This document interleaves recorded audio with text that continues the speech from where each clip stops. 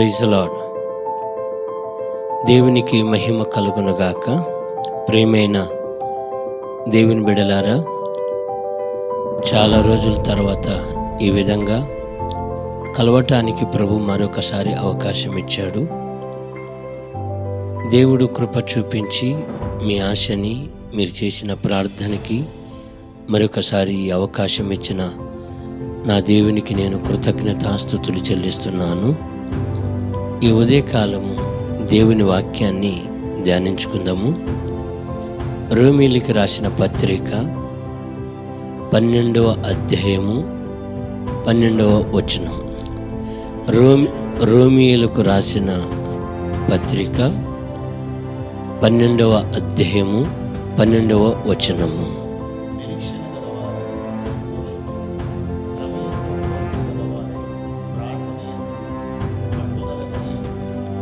ప్రార్థన యందు పట్టుదల కలిగి ఉండుడి.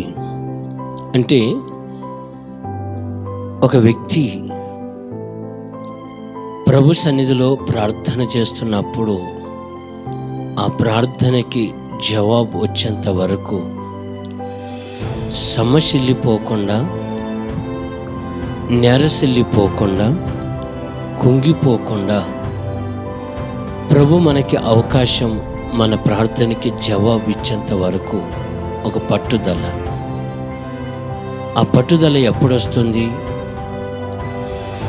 ఆ పట్టుదల కలిగి పోరాడి సాధించేంత వరకు ఆయన సన్నిధిలో ప్రార్థన చేయాలని దైవజనుడైన పౌలు సంఘానికి చెప్తున్నాడు. మరొకసారి,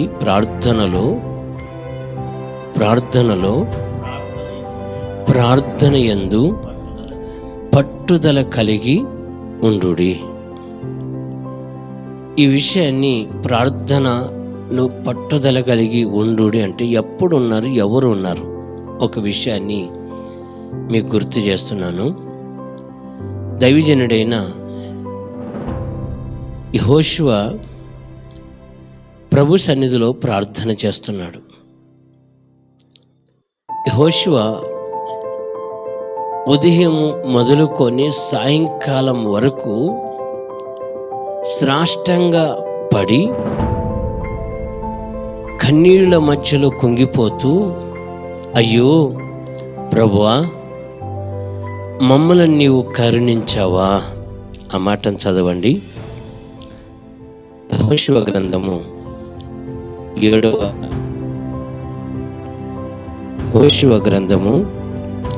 7వ అధ్యాయము మొదట 5-6 అనుకుంటా. ఆయన ఉదయం మొదలుకొని అని మాట ఉంటుంది.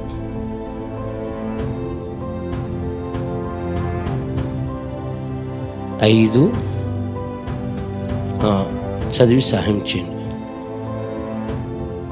7వ అధ్యాయంలో ఆయన, అయ్యో 6వ వచనం ముందు చదివి సాయండి. యెహోషువ తన బట్టలు చింపుకొని తాను ఇశ్రాయేలు పెద్దలను సాయంకాలం వరకు యెహోవా మందసము నెదుట నేల మీద ముఖములు మోపుకొని తన తలల మీద ధూళి పోసుకొని, అయ్యో ప్రభువా, యెహోవా మమ్మను నశింపజేయునట్టు అమోరీల చేతికి మమ్మను అప్పగించుటకై ఈ జనులను యొర్దానుని ఎందుకు దాటించితివని ప్రభు సన్నిధిలో ప్రార్థన చేస్తున్నాడు. అయ్యో యెహోవా, మమ్మల్ని నీవు కనికరము చూపించావా? మా మీద నీవు కనికరము చూపించవా అని ఉదయము మొదలుకొని సాయంత్రం వరకు ఎక్కడున్నాడంట? యెహోవా మందసము ఎదుట. యెహోవా మందసం ఎట్టు సాష్టాంగ పడి మోకరించి కన్నీళ్ళ మధ్యలో కుంగిపోతూ ఆయన మందసం ఎదుటనే ఉన్నాడంట. ఎందుకు తెలుసా? నీవు మమ్మలను శత్రుల చేతికి అప్పచెప్తావా? నీవు మమ్మల్ని అవమానాల చేతికి అప్పచెప్తావా? నీవు మమ్ములను శ్రమల చేతికి అప్పజెప్తావా? నీవు మమ్ములను రోగాని చేతికి అప్పజెప్తావా? నీవు మమ్మలను నిందల చేతికి అప్పజెప్తావా? తండ్రి, మమ్మల్ని విడిపించావా అని చెప్పి ప్రార్థన చేస్తున్నాడు. ఇంకొక మాట కూడా కింద ఉంది, 8వ వచనము. 9వ వచనం కూడా చదివి సాయం చేయండి. 8, 9 చదువు. ప్రభువా ప్రభువా కనికరించుము. కింద చాలు. ఇంకొక 9వ వచనం, కనానీయులను విని మమ్ములను చుట్టుకొని మా పేరు భూమి మీద ఉండనీయకుండా తుడిచి వేచిన ఎడల నీ నామం, ఏ నామము? ఘనమైన నీ నామము, నీ నామమును గురించి నీవేమి చేయదువో అని ప్రార్థింపగా.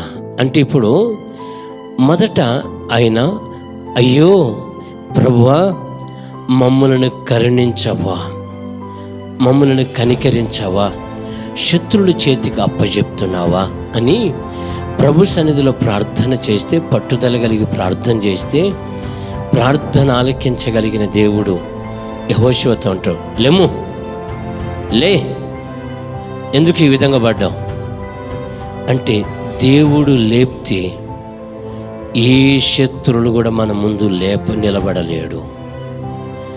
దేవుడు లేపితే ఏ కన్నీళ్ళు కూడా మన ముందు నిలవజాలవు.